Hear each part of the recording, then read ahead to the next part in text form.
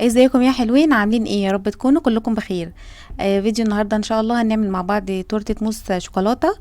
تعالوا كده نعملها مع بعض بطريقه سهله وبسيطه، وكمان تزيين كده بسيط، وهتطلع شكلها كده حلو زي ما انتم شايفين. بمقادير بسيطه ان شاء الله هنعملها كده مع بعض. اول حاجه كده هنعمل مع بعض الكيك. تمام، انا النهارده هعمل التورته ديت بفادج كيك. جبت كده 6 بيضات بدرجه حراره المطبخ، وحطيت عليهم كوبايتين سكر. تمام، وهحط عليهم كمان حوالي كده معلقه خل. تمام، هاخد بقى الخليط دوت، وطبعا حطيت عليه فانيليا علشان طبعا البيض، بس المقطع ده اتمسح يعني. المهم بقى اخدتهم وحطيتهم عندي كده في العجان او بالمضرب الكهربائي، وهنفضل كده نضرب فيهم كده كويس قوي، يعني حوالي كده 5 دقايق، لغايه ما البيض كده لونه يفتحي كده معايا ويعمل كده فوم عالي كده معايا، زي ما هتشوفوا كده معايا بالشكل دوت. زي ما انتوا شايفين كده بالمنظر دوت، البيض كده لونه فتحي كده معايا خالص مع السكر. تمام، هبتدي بقى كده اجيب عندي المكونات الجافه. تمام، هنبتدي بقى نحطها على البيض والسكر. ويستحسن يعني ان احنا ننخلهم علشان الكيكه معانا تبقى هشه كده وطريه. جبت كده هنا في الكوبايه ديت كوبايتين دقيق، وحطيت عليهم رشه ملح، وحطيت هنا معلقه صغيره من البيكنج باودر. تمام، وده كمان معايا كوبايه كاكاو. يبقى المكونات الجافه معانا كوبايتين دقيق، وكوبايه كاكاو، ومعلقه صغيره من البيكنج باودر. وكمان الوصفه ديت او الفادج كيك دوت بيبقى عايز بيكنج باودر معلقه صغيره من مش قصدي بيكنج صودا. بس انا ما كانش عندي بيكنج صودا بصراحه فما حطيتهاش. بيكنج صودا بتاعه الحلويات، مش بتاعه مش الكربونات بتاع الملوخيه والفضه وكده. لا، بيكنج صودا. تمام، هو بيبقى عند المستلزمات الحلويات يعني اسمه بيكنج صودا بتاع الحلويات. تمام. حطيت بقى انا هنا ما كانش عندي فحطيت بيكنج باودر بس. ابتديت بقى انخل الدقيق والكاكاو، كوبايتين الدقيق وكوبايه الكاكاو عندي على البيض والسكر اللي احنا ضربناهم في العجان بالشكل ده، زي ما انتم شايفين. نخل الدقيق يعني والكاكاو بيدي كده طراوه وهشاشه كده في الكيك، بتبقى حلوه قوي. هبتدي بقى هنا كده بضربهم عندي في العجان زي ما انتم شايفين بالشكل دوت. هنبتدي بقى هنا نجيب المواد السائله بتاعتنا، وهي عباره عن بقى كوبايه وتلت من الميه. تمام، هبتدي كده احطهم عندي في كسرولة او اي حاجه كده علشان اسخنهم. احط كده كوبايه وتلت من الميه، ميه عاديه من الحنفيه يعني، واحط عليهم كوبايه زيت. زي ما انتم شايفين الميه كده بارده والزيت بارد. تمام، هبتدي كده اخدهم عندي وارفعهم على النار لغايه كده ما يسخنوا معايا كده كويس جدا. احنا الكيكه ديت الفادج دوت بنعمله بالميه مش باللبن يعني. تمام، هنا بقى الخليط ابتدى معايا ان هو يتجانس كده يعني كله معايا. ابتدي بقى انزل عليها كده بالميه والزيت اللي انا غليتهم دولت بالشكل دوت شويه شويه كده، لغايه ما القوام بقى كده معايا يبقى مظبوط. طبعا انا اول ما ابتديت ان انا اعمل الكيكه كنت مشغله الفرن على درجه حراره 180 علشان يسخن معايا، لغايه يعني ما اخلص الكيكه ادخل الكيكه على فرن سخن. تمام، اول خطوه بعملها يعني ان انا بشغل عندي الفرن.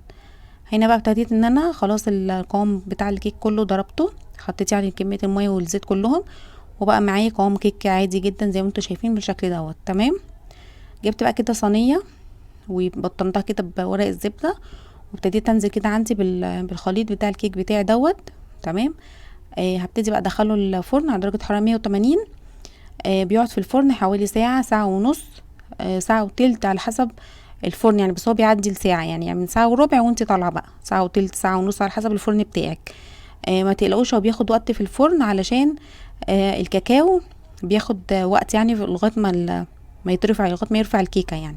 تمام، فما تقلقوش يعني هو بياخد الكيكه دي من انواع الكيكات اللي بتاخد كده وقت في الفرن. تمام، دخلتها بقى الفرن وقلت على بال ما الكيكه يعني تستوي، هي تاخد معايا كده وقت. هي خدت معايا حوالي ساعه وتلت كده في الفرن. تمام، جبت بقى كده شوكولاته سايحه سخنتها كده او سيحتها على بخار ميه. تمام، وجبت كده الورق دوت، ده ورق ترانسفير. بيبقى فيه كده اشكال كتير، الاشكال اللي انت حباها. آه يعني ممكن تجيبي شكل انت حباه وتسيحي كده الشوكولاته وبحطها كده عليها. والورق دوت مش غالي يعني، كان ب5 جنيه او ب7 جنيه، معرفش بقى بصراحه دلوقتي وصل لكام يعني، بس الاوراق الاشكال دي كانت عندي كده قديمه. فجبت كده المربع دوت، قصيته يعني على شكل كده مربع، وابتديت ان انا اوزع عليه الشوكولاته السايحه زي ما انتم شايفين، وهبتدي كده احطها عندي كده على جنب لغايه ما تشد كده الشوكولاته تشد شويه. تمام، جبت كمان المولد السيليكون دوت، عايزه كده احط عليه الشوكولاته على كلمه هابي بيرث داي. انا بصراحه التورته دي كنت عاملاها علشان عيد ميلاد ريماس بنتي الكبيره. فقلت كده اعمل اخد كده الكلمه بتاعت هابي بيرث داي بالقلوب كده اللي جنبها. تمام. هبتدي كده اوزع الشوكولاته واسيبها برده كده على جنب لغايه ما تبرد معايا.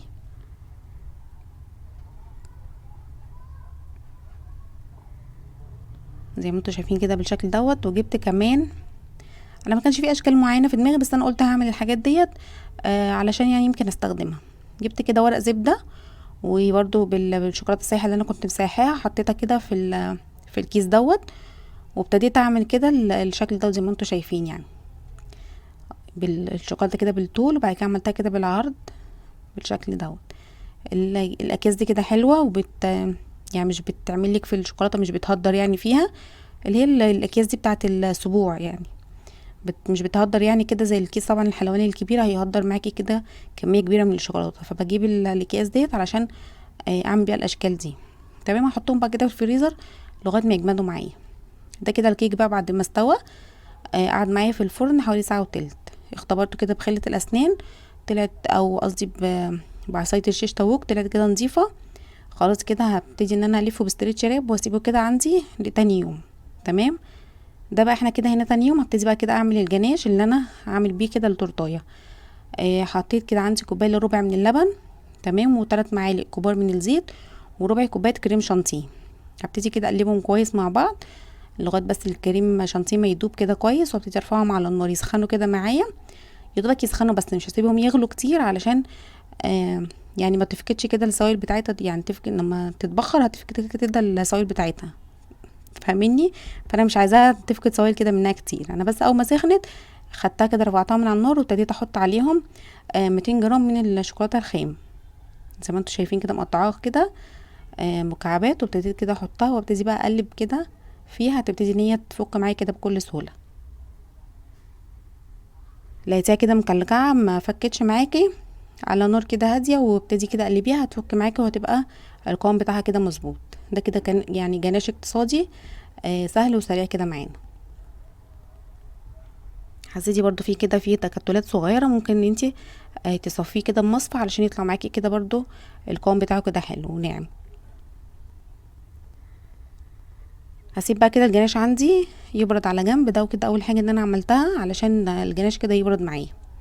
هنا بقى الكيكه بعد ما سبتها كده بايته في التلاجة، حطيتها يعني في التلاجة بعد ما كنت لفاها بالاستريتش راب، طلعتها وابتدي بقى كده افكها واشيل ورقه الزبده اللي من تحت وابتدي بقى كده ان انا اقطعها.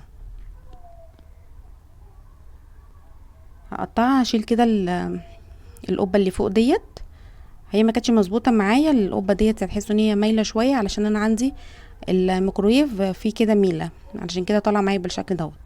فما فيش مشكله، انا هشيل كده، انا كده اصلا ما بستخدمهاش ديت في التورت، بشيلها زي ما انتوا شايفين ومش هرميها طبعا، هستخدمها لان الكيك الاسبونج الشوكولاته هو اللي بنشيل الوش بتاعه بيبقى ملزق وبيبقى فيه كده نسبه زفاره كده كتير، فمش بنعمل بيه حاجه. لكن بتاعه الفودج كيك ده بيبقى طعمه حلو، وكمان ريحته لو شميتيه هتبقى ريحته كلها كده كاكاو وشوكولاته، يبقى طعمها كده حلو. هنعمل بيها حاجات تانية. ده بقى كده الكيك معايا قطعته عندي على طبقتين، ولو انتوا شايفين كده الكيك من جوه هو مش ني ومستوي وكل حاجه، بس البيكنج صودا لو كنا حطيناها هي اللي بتفرغ معايا مسام الكيك وبتخليها كده، يعني المسام بيكون كده مفتحه، الكيكه كده تكون مفتحه. تمام. بس هي البيكنج صودا عشان ما كانتش معايا فدت معايا الشكل دوت، بس هي كانت مستويه ما كانتش نيه يعني من جوه. هنا بقى هنعمل معانا الموس الشوكولاته. هبتدي كده احط عندي ربع كيلو من الموس الشوكولاته اللي كنا جايبينه في المشتريات اللي وريتها لكم الفيديو اللي فات. تمام. حطيت كده موس الشوكولاته الربع كيلو بياخد كوبايه وربع من اللبن، لبن ساقع متلج. تمام. حبيتي ان هو يعني لقيتيه تقيل ممكن تحطي كمان عليهم ربع كوبايه او نص كوبايه. تمام. يعني تزودي عليهم تاني. استني يا توته. استني. هنا بقى خلاص اللي حطيت الكريم شانتيه ابتدى ان هو يتضرب معايا كده بعد كوبايه الربع واللبن اللي انا حطيتهم. حسيت ان القوام تقيل كده شويه فزودت عليهم كمان نص كوبايه لبن، يعني خدوا معايا كوبايتين الا ربع من اللبن الساقع المتلج، اهم حاجه يكون ساقع متلج. تمام. هنا بقى جبت القاعده بقى بتاعه التورت وحطيت عليها كده شويه من الكريمه او الموز شوكولاته علشان تمسك معايا كده الكيكه. وحطيت كده اول طبقه من الكيكه زي ما انتوا شايفين بالشكل دوت، ودوت كده ورق فاكيوم حطيته كده عندي على مقاس الكيكه لفاه يعني على مقاسها، وابتدي ان انا احط فيه اول طبقه من الكيك بتاعنا. تمام، هنبتدي بقى نسقيها كده اهوت الكيكه بتاعتنا عشان تبقى طريه كده وهشه. ده كده حطيت شويه ميه، وحطيت عليهم معلقتين من الجناش اللي احنا كنا عاملين اول الفيديو. تمام، جناش او نوتيلا زي ما انت حابه يعني، او قهوه سريعه الذوبان، اي حاجه يعني تطعم معاكي الميه او اللي انت بتسقي بيها الكيك يعني. بس وابتدي اوزع بقى كده اهوت طبقه من الموس الشوكولاته زي ما انتم شايفين. وزعت كده الطبقه، وهبتدي ان انا احط كمان عليهم 3 4 معالق من الجناش اللي احنا عملناه، هيديها برضو كده طعم حلو في الحشو من جوه.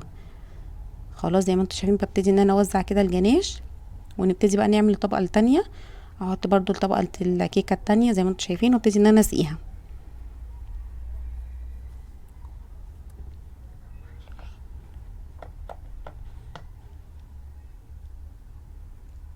حطيت الطبقه التانية وسويتها، وابتدي ان انا اسقي كده الكيك بتاعي زي ما انتم شايفين بالشكل دوت. وبعدين هبتدي ان انا اوزع بقى الكريمه بتاعه الموس الشوكولاته. موس الشوكولاته بيبقى يعني فيه السكر بتاعه كده، انتي بس بتحطيه وبتحطي عليه اللبن بس. تمام، طبعا انتي بتدوقيه، لو حسيتي ان هو دلع ممكن تزودي عليه شويه سكر. تمام، زي ما انتي حاسه يعني، زي ما انتي حابه اقصد. بس هو انا بحط عليه اللبن بس الساقع، اهم حاجه يكون ساقع. وبس، وببتدي ان انا بقى اضربهم يعني في العجين.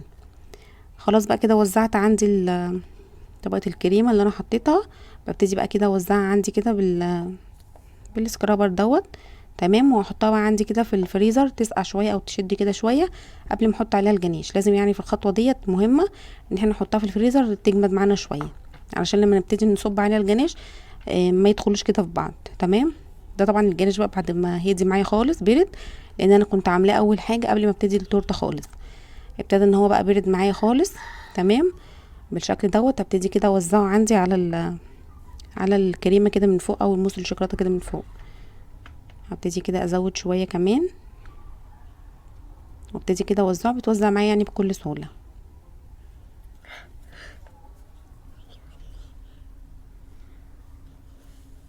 خلاص كده زي ما انتم شايفين، هبتدي بقى كده اطلع عندي الاشكال الشوكولاته اللي احنا كنا عاملينها مع بعض. تمام، هبتدي بقى ان انا كده ازين بقى كده التورته بتاعتنا اهي. الشوكولاته اللي احنا كنا عاملينها الاشكال ديت هبتدي كده احطها يعني اوقفها كده زي ما انتم شايفين. ما كانش بصراحه يعني، انا ما باجي اعمل اي تورته مش بيبقى فيه في دماغي اي تزيين معين يعني. وانا بعملها ببتدي بقى اشوف يعني ازود لا انقص، طب كده هتبقى حلوه او مش هتبقى حلوه يعني. وانا واقفه كده بعملها بصراحه. حطيت بقى كده الشوكولاتات بالشكل دوت، وقفتها كده. والقلوب ديت كمان اللي هي كانت في المولد السيليكون دوت برضو وزعتها مع هابي بيرث داي. ابتديت ان انا احطه برضو كده بالشكل ده.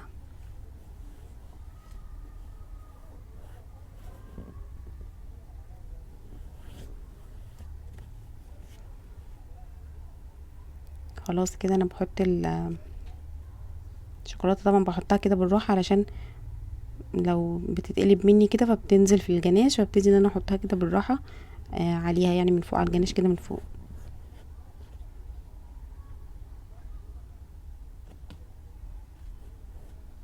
وحطيت كده قلبين برضو دولت كده من تحت. حسيت بقى الدنيا كده غامقه برضو قوي من الجناش والشوكولاتات وكده، فحبيت بقى افتحها وانطق كده التورته معايا بالتوت الاحمر دوت الكاندي دوت. حسيت ان هو اديله كده شكل للتورتايه يعني، نطقها كده شويه. تمام، وابتديت برضو ان انا بشريطه كده حمراء ربطتها على الورق الفاكيوم، علشان برضو تبقى ماشيه مع الكاندي اللي احنا حاطينه دوت. بس ودي كانت تورته النهارده، تورته موس الشوكولاته. طريقتها سهله وبسيطه، وكمان طعمها حلو قوي، هتحسي ان انت كده شاريها من بره. ده كان فيديو النهارده، يا رب يكون عجبكم.